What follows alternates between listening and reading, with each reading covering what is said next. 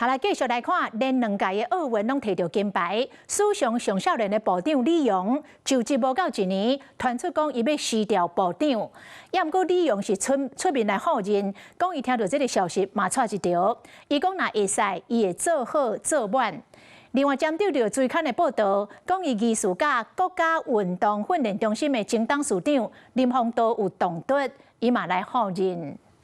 希望說，如果能做好做滿，當然是最好。那當然是我還是希望說把每一天都認真做完。奧運雙金部長李陽參加日片運動杯預選審查，不過大家的焦點攏在咧關心一個團員。聽講做無到一年的金牌部長是要請辭，李陽是講無響。我也是昨天突然晚間收到這樣的訊息，我自己也是蠻錯愕，但目前應該是沒有這樣的打算。主角背回這個要件，這個團員是為倒回團來的。不太確定是不是有人在放消息，但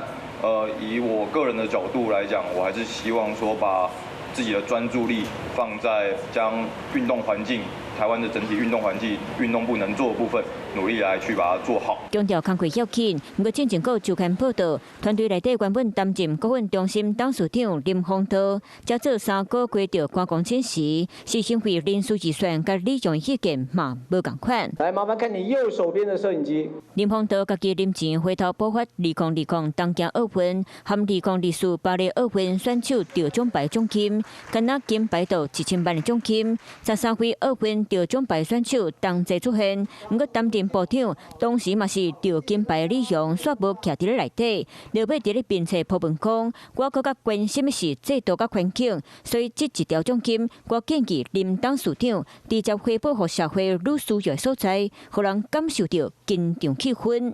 目前來講應該是沒有這樣的事情。那我當然非常感謝林